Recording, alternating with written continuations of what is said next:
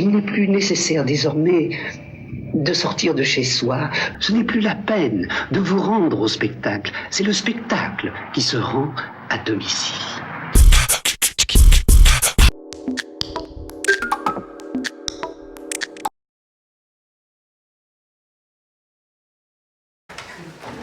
Alors, recrutement annuel d'agents non titulaires saisonniers, d'agents temporaires pour la période d'été.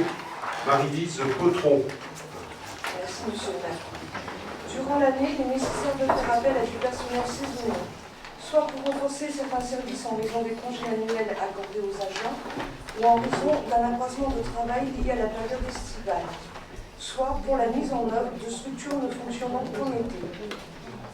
La loi numéro 84-53 du 26 janvier 84, article 3, alinéa 2e, permet de faire appel à du personnel saisonnier dans la limite de 6 mois d'urgence sur une même période de 12 mois. Les emplois saisonniers dits job d'été ont aussi pour intérêt de faire appel à des jeunes, étudiants ou scolarisés, en vue de leur donner une première expérience de travail et pour les aider à financer leurs études. Les services concernés sont les suivants. Les centres sociaux, au maximum un poste d'animateur principal de première classe, à temps complet sur 2 mois, titulaire d'un BSAT ou équivalent. Le lac de Combonne, au maximum 4 postes éducateurs des activités physiques et sportives, à temps complet sur 2 mois et demi, titulaire de l'un des diplômes suivants, BDGEP, BNSA ou BSAT. Au maximum 2 postes d'adjoint technique de 2e classe, à temps complet sur 2 mois, pour le gardiennage de nuit, pas de niveau de diplôme requis. Les espaces verts, au maximum 2 postes d'adjoint technique de 2e classe à temps complet sur 2 mois, pas de niveau de diplôme requis. 2 postes d'adjoint technique de 2e classe à 20 heures hebdomadaires sur 2 mois, pas de niveau de diplôme requis. Un poste d'adjoint technique 2e classe à 20 heures hebdomadaires sur 1 mois, pas de niveau de diplôme requis. Le site naturel de Combonne, au maximum 4 postes d'adjoint technique de 2e classe à 20 heures hebdomadaires sur 2 mois, pas de niveau de diplôme requis. Exposition, au maximum 2 postes d'adjoint administratif de 2e classe à 30 heures hebdomadaires sur 8 semaines, pas de niveau de diplôme requis. Les manifestations, au maximum 4 postes d'adjoint technique de 2e classe à temps complet sur 3 mois. Il sera fait appel éventuellement à une entreprise d'insertion par le biais d'un marché public. Il peut être aussi indispensable de recourir à des agents à titre temporaire, soit pour répondre à un accroissement temporaire d'activité pour une période maximale de 12 mois, sans renouvellement possible dans les 6 mois suivants. Remplacer des agents permanents momentanément indisponibles pour la durée de leur absence. Dans ce cas précis, la quantité de temps de travail peut être inférieure à celle prévue pour le poste. Ces recours sont réalisés conformément aux dispositions de l'article 3, alinéa 1er et 2e, et de l'article 3.1 de la loi numéro 84-53 du 26 janvier 1984. Le conseil municipal est appelé à autoriser la création des postes temporaires nécessaires dans les limites ci-dessus exposées. Autoriser monsieur le maire à procéder au recrutement après constatation des besoins et appliquer les niveaux de rémunération ci-après. Adjoint administratif de 2e classe, adjoint technique de 2e classe, 1er échelon. Éducateur des activités physiques et sportives, 7e échelon. Animateur principal de première classe, 3e échelon. Les crédits correspondants sont inscrits au budget, chapitre 012.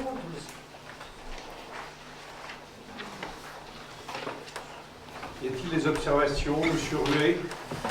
Monsieur le maire, je comptais pas intervenir sur ce dossier, mais c'est une de vos remarques en commission municipale hier soir qui me pousse à le faire lorsque vous avez annoncé à l'occasion de la présentation de cette délibération que les contrats d'avenir ne seraient pas renouvelés, notamment 4 jeunes qui travaillaient aux espaces verts. Vous étiez, il n'y a pas si longtemps que ça, un fervent défenseur des contrats d'avenir. Vous nous incitiez à en recruter et à faire des efforts en la matière, ce qui a été fait.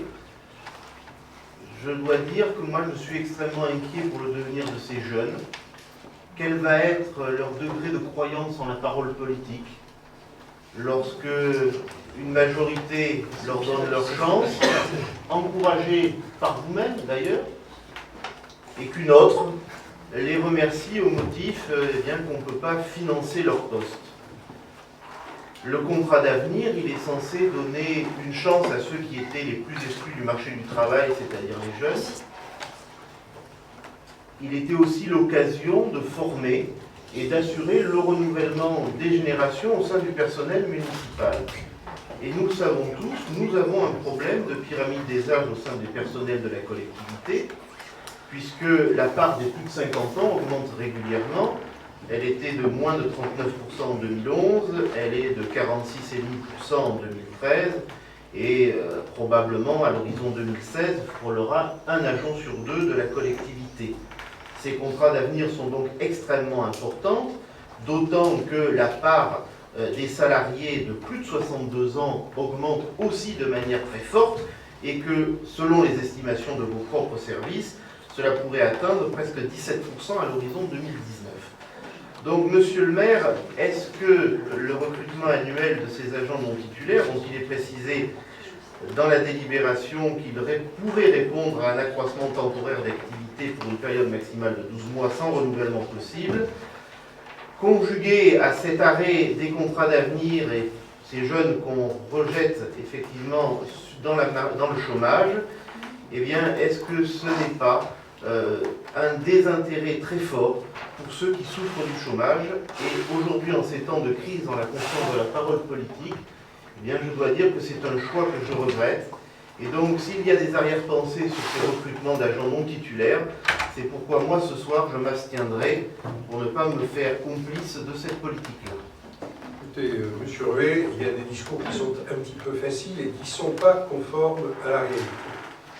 Je voudrais d'abord rappeler qu'effectivement, à une certaine époque, vous avez mis très longtemps à recruter des emplois d'avenir, et je reconnais que je me suis étonné que la précédente municipalité ne fasse pas recours aux emplois d'avenir et qu'elle ait attendu la veille des élections, des échéances électorales pour tout d'un coup recruter massivement des emplois d'avenir.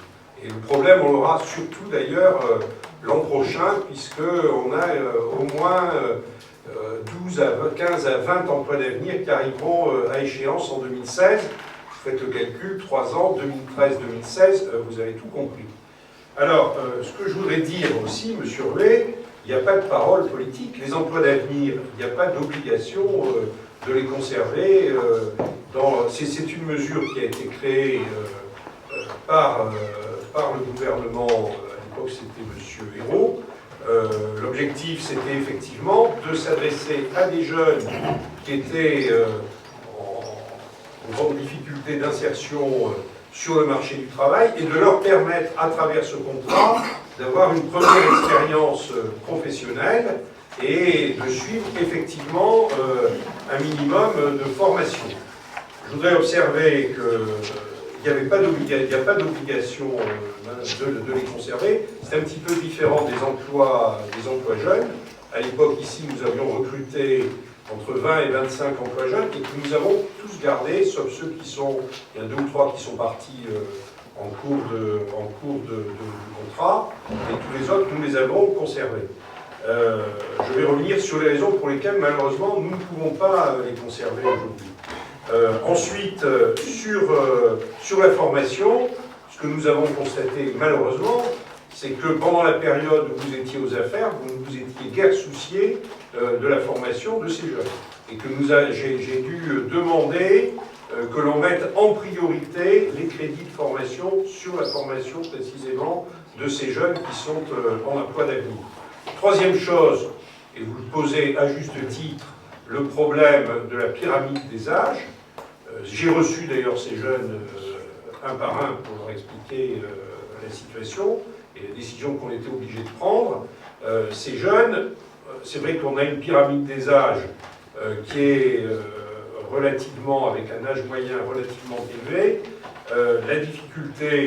Une des difficultés que nous avons dans la gestion précisément des recrutements, parce qu'il faudra effectivement remplacer ceux qui partiront tout à fait par des plus jeunes, la difficulté que nous rencontrons, c'est que il il y a une période, une certaine période de temps pendant lesquelles les gens qui ont acquis le droit de partir en retraite ont le droit de prolonger ou de ne pas prolonger, et que nous sommes en attente d'un certain nombre de décisions d'agents qui sont susceptibles de partir en retraite, mais qui ne nous ont pas encore dit à quelle date précise ils partiront en retraite. Et nous ne pouvons pas les obliger à nous donner une date, mais c'est vrai que ça ne facilite pas les choses pour les recrutements à venir, et dans le cas de ces jeunes, d'autant moins que ces jeunes ont une priorité d'embauche. C'est-à-dire que lorsqu'il y aura des vacances, des emplois vacants, des gens qui seront partis et que nous voudrons les remplacer,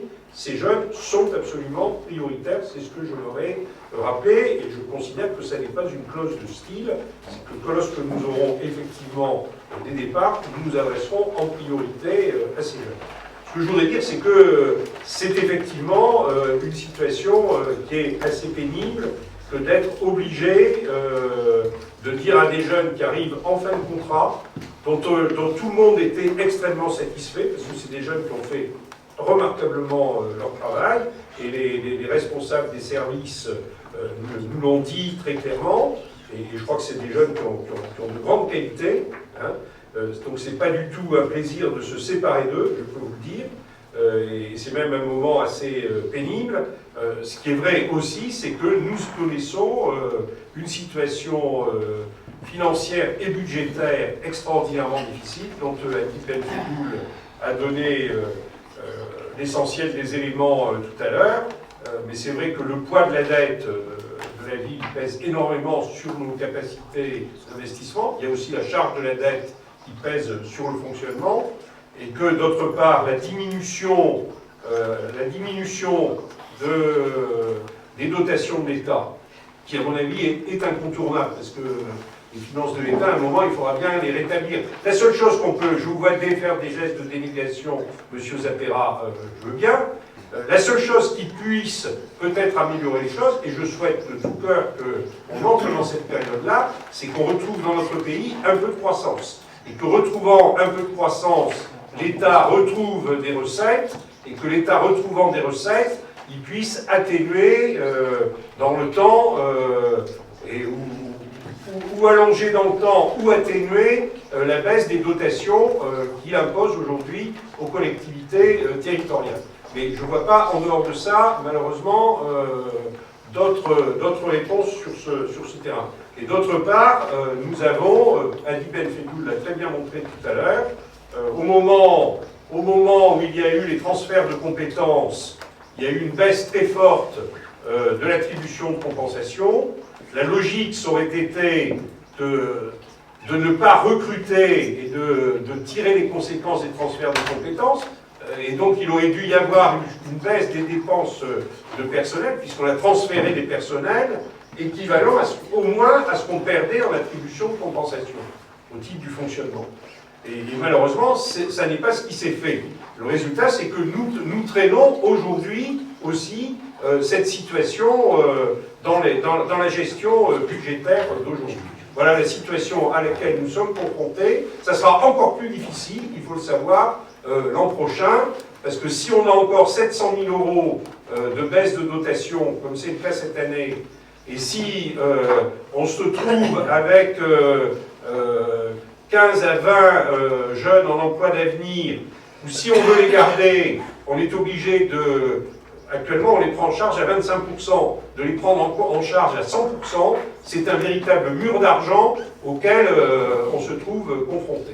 Voilà la situation. Et il y a un moment, il y a des décisions courageuses à prendre, qui ne sont pas des décisions agréables, Monsieur Ruet, mais qui sont la conséquence de certaines décisions, je dirais, inconsidérées, pour ne pas dire démagogiques, qui ont été prises par la précédente municipalité. Oui, Monsieur Ruet. Monsieur le maire, la politique, c'est aussi des symboles. Oui, oui. Et en l'occurrence, c'est vrai que c'est un symbole que de se séparer des jeunes, alors que vous avez fait le choix de recruter certaines personnes dans les centres sociaux, et que vous avez même fait le choix, symboliquement, de recruter un retraité dans les services techniques. On n'a pas recruté un retraité dans les services techniques, on a fait appel au concours de M.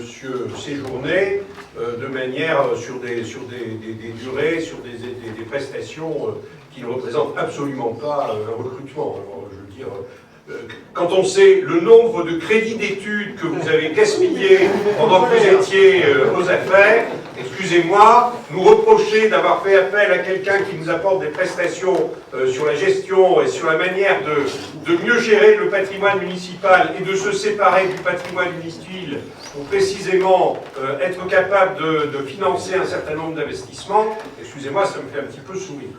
Mais pas moi. Oui. Et quant aux symboles, mais continuez, Monsieur Ruet, la politique des symboles. Mais nous ne sommes pas malheureusement uniquement dans les symboles. C'est important les symboles, mais on ne fait pas la politique et on ne gère pas les affaires publiques uniquement avec des symboles. Bien, alors, qui est pour? Qui est contre? Qui s'abstient? C'est adopté. Il n'est plus nécessaire désormais de sortir de chez soi. Ce n'est plus la peine de vous rendre au spectacle. C'est le spectacle qui se rend à domicile.